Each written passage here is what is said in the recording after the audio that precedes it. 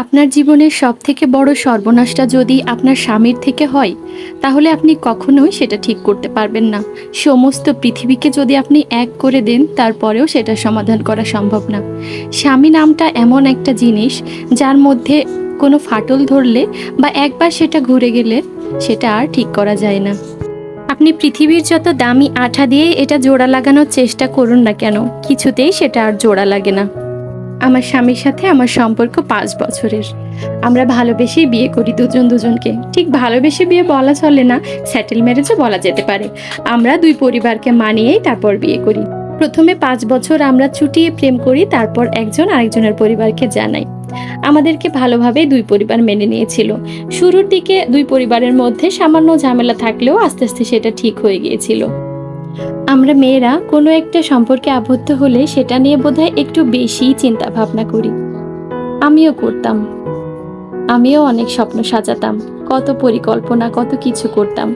এই যে ধরুন না, আমরা যখন কারোর সাথে রিলেশনে থাকি তখন আমরা ভাবতে থাকি আমরা বোধহয় তার সাথে সংসার করছি। এভাবে কত জল্পনা কল্পনা, কত স্বপ্ন দেখা, কত পরিকল্পনা করা। আমিও এই সব কিছু করেছি। ৫টা বছর যা নয় তাই করেছি এই সম্পর্কের জন্য। আমরা যে যার যার জায়গা থেকে অনেক কষ্ট করেছি এই সম্পর্কটা টিকিয়ে রাখার জন্য। তবে আমার স্বামীর থেকে একটু হলেও আমি বেশি কষ্ট করেছি।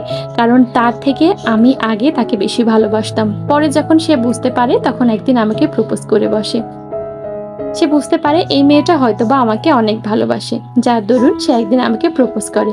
এভাবে আমাদের সম্পর্কের একটা নাম হয়। সেটা হলো ভালোবাসা। এভাবে কেটে যায় ৫টা বছর। ৫টা বছর ভালোবাসার পর আমাদের ৩ বছরের সংসার জীবন। অর্থাৎ আমাদের মোট ৮ বছরের সংসার জীবন। ৩ বছর পর আমাদের একটা মেয়ে সন্তান হয়। আমার মেয়ের বয়স এখন ৬ মাস।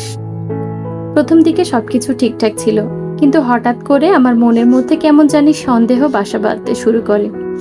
সে বিদেশ চলে যায়।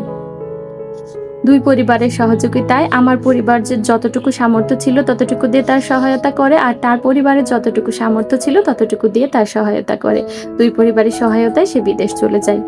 সে যাওয়ার পরে আমার মেয়ের জন্ম হয়। প্রথম ৬ মাস সবকিছু ঠিকঠাকই ছিল। কিন্তু এরপর আস্তে আস্তে কেন জানি আমার স্বামী পাল্টে যেতে থাকে। আমার মনের মধ্যেও সন্দেহ বাড়তে থাকে। আমি ফোন দিলেই সে শুধু ব্যস্ততা দেখায়। একটা প্রবাসী পুরুষ ব্যস্ত থাকবে, এটা খুব স্বাভাবিক। কারণ একটা পুরুষ কখন প্রবাস জীবনে চলে যায়, যখন সে দেশে আর কিছু করতে না পারে, তার কোনো উপায় নাই থাকে, দরিদ্রতার সাথে সে অভ্যস্ত হয়ে যায়, তখনই আর কি সে উপায় না পেয়ে বিদেশ চলে যায়। কিন্তু তাই বলে সবসময় ২৪ ঘন্টা ব্যস্ততা দেখালে সেটা তো আবার অস্বাভাবিক, সেটা মানতে অনেক কষ্ট হয়। যাই হোক, আমার স্বামী মিডল রাস্টে যায়। মিডল কান্ট্রিতে যাওয়ার জন্য আমার সন্দেহটা আরো বেশি থাকে। কারণ আমি শুনেছি বা যতটুকু জানি, বাংলাদেশের ছেলেরা মিডল রাস্টে গিয়ে আ বাইরের দেশের মেয়েদের সাথে অনেক রকম অনেক অনৈতিক সম্পর্ক বা অনেক কিছুই তাদের হয়ে থাকে। তো এসব নিয়ে আমি সবসময় চিন্তিত থাকতাম। যখন তার সাথে কথা না বলতে পারতাম তখন আমার অনেক খারাপ লাগতো। যেদিন তার সাথে আমার কথা হতো না সেদিন সারাটা দিন যেন আমার কোনো কিছুই ভালো লাগতো না। আমি চারিদিকে শুধু ধুধু অন্ধকার দেখতাম। আমি পাগলের মতো হয়ে যেতাম। অস্থির লাগতো আমার। কিছুই ভালো লাগতো না। আস্তে আস্তে এরকমই একটা দূরত্ব তৈরি হয় আমাদের দুজনার মাঝে। কিন্তু সে কখনো আমাকে বুঝতে দিত না। সে সবসময় আমাকে ব্যস্ততা দেখাতো। তার মা-বাবার সাথে দিনে ১ বার অথবা ২ দিনে ১ বার কথা বলতো। কিন্তু আমার সাথে প্রথম ৬ মাস সে ঘন্টায় ঘন্টায় কথা বলেছে। হঠাৎ করে এমন পরিবর্তন আমি আসলে মেনে নিতে পারতাম না। আমি যখন তাকে জিজ্ঞেস করতাম তখন সে শুধুই আমাকে কাজের ব্যস্ততা দেখাতো। সে শুধুই ব্যস্ত, খুবই ব্যস্ত। আমি সেটা মানতে পারতাম না। একটা নির্দিষ্ট সময় পর্যন্ত সে কাজে ব্যস্ত থাকবে, এটা মানা যায়। কিন্তু সে যদি রাত-দিন ২৪ ঘন্টা আমাকে কাজের ব্যস্ততা দেখায়, তাহলে তো সেটা মেনে নেওয়া একদমই সম্ভব না। আস্তে আস্তে আমি তার অনুভূতিগুলা বোঝার চেষ্টা করি। এক পর্যায়ে আমি উপলব্ধি করি তার অনুভূতিগুলো এখন আর আগের মতো কাজ করে না। সেই পুরাতন অনুভূতির মানুষটা কোথায় জানি হারিয়ে গেছে। সে অনেক পাল্টে গেছে। এসব নিয়ে আমি অনেক ভয়ে ভয়ে থাকতাম। একদিন আমি তাকে বলি, "তুমি দেশে চলে আসো। আমার বিদেশ লাগবে না। দেশে আমি তোমার সাথে দুবেলা দুমুঠো নুন ভাত খেয়ে থাকবো। এতেই শান্তি।"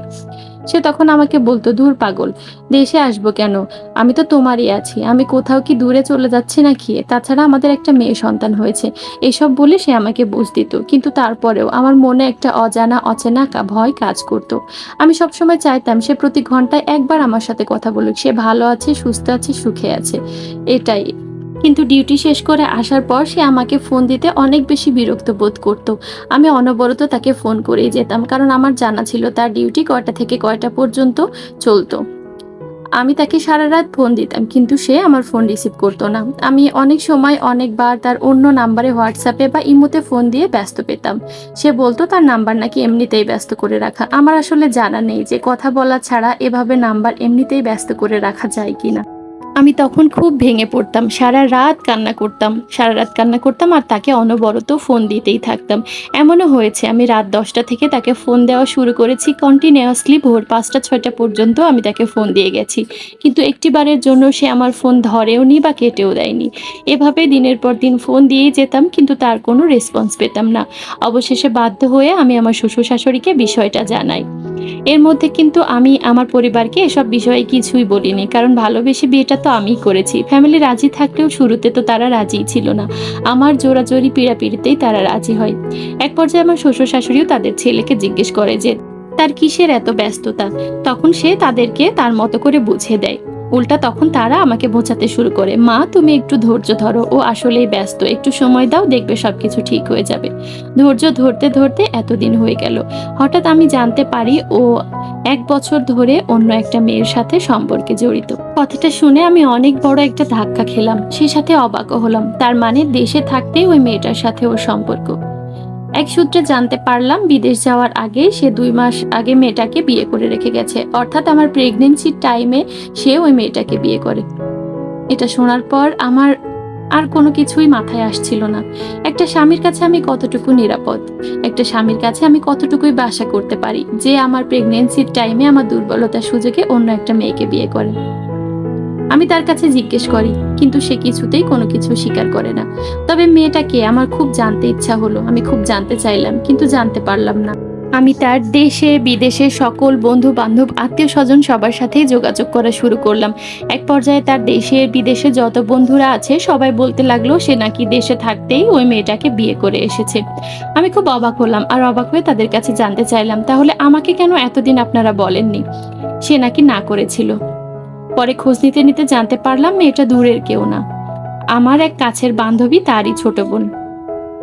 বান্ধবীটা আমার খুবই ক্লোজ বান্ধবী ছিল। তাকে আমি বান্ধবী না, সবসময় নিজের বোনের চোখে দেখেছি। তার সাথে আমার সম্পর্কটা খুব ভালো ছিল।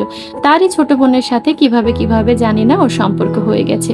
অথচ তারাও জানতো যে আমি ভালোবেসে বিয়ে করেছি। এর সমাধানটা ঠিক কিভাবে হবে সেটা আমার জানা নেই।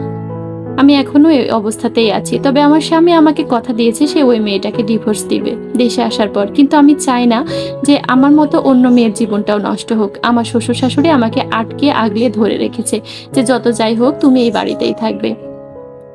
আমার সন্তানটা যদি না থাকতো না, তাহলে আমি এই বাড়িতে আর একটা মুহূর্তও থাকতাম না। আমি চলে যেতাম। চলে যেতাম ওই ভালোবাসার মুখে থুতু দিয়ে, যে ভালোবাসা এক মুহূর্তে আমাকে ভুলিয়ে দিয়েছে। থাকতাম না, চলে যেতাম। ওই মেয়ের জন্য সব রাস্তা খুলে দিয়ে আমি চলে যেতাম। কিন্তু এখন আমার সন্তান আছে, আমি নিরুপায়। তবে আমি চাই যে এর সঠিক সমাধান হোক। এই সমাধানটা যে ঠিক কবে হবে সেটা আমার জানা নেই। হয় ওই মেয়ে থাকবে, না হলে আমি থাকবো। এটাই হবে এর সমাধান। কিন্তু সেটা কবে নাগাদ আর কিভাবে হবে সেটা আমি আসলে এখনো জানি না। তবে আমি কখনোই চাইবো না আমার সাথে যেটা ঘটেছে আর কোনো মেয়ের সাথে এটা ঘটুক। আজকের গল্পটা কেমন লাগলো অবশ্যই কমেন্টের মাধ্যমে জানাবেন। আর ব্লগের এই পর্যায়ে এসে কোথাও কোনো অংশে যদি আপনাদের কাছে একটুও ভালো লেগে থাকে তাহলে প্লিজ একটা লাইক করে দিবেন। চাইলে ফ্রেন্ডস ও ফ্যামিলির সাথে শেয়ার করতে পারেন। আপনার একটা শেয়ার আমার ব্লগগুলা আপনার মতো আরও অনেকের কাছে পৌঁছাতে সহায়তা করবে। আর যদি খুব বেশি ভালো লাগে, বা যারা আজকেই প্রথম আমার চ্যানেলে ভিজিট করছেন আর অলরেডি যারা অনেক আগ থেকে আমার চ্যানেলের সাথে আছেন কিন্তু সাবস্ক্রাইব করতে ভুলে গেছেন, তারা কিন্তু চাইলেই সাবস্ক্রাইব করে রাখতে পারেন। যদি চ্যানেলটা সাবস্ক্রাইব করেন তাহলে পাশে থাকা বেল বাটনটির অল অপশনে ক্লিক করে রাখবেন, যাতে করে আমি নতুন কোনো ভিডিও আপলোড করার সাথে সাথে তার নোটিফিকেশন আপনাদের কাছে পৌঁছে যায় আর আপনারা আপনাদের সময় মতো সেটা দেখে নিতে পারেন। আর আপনারা যারা অলরেডি এই কাজটা করেছেন তাদেরকে জানাই অসংখ্য অসংখ্য ধন্যবাদ।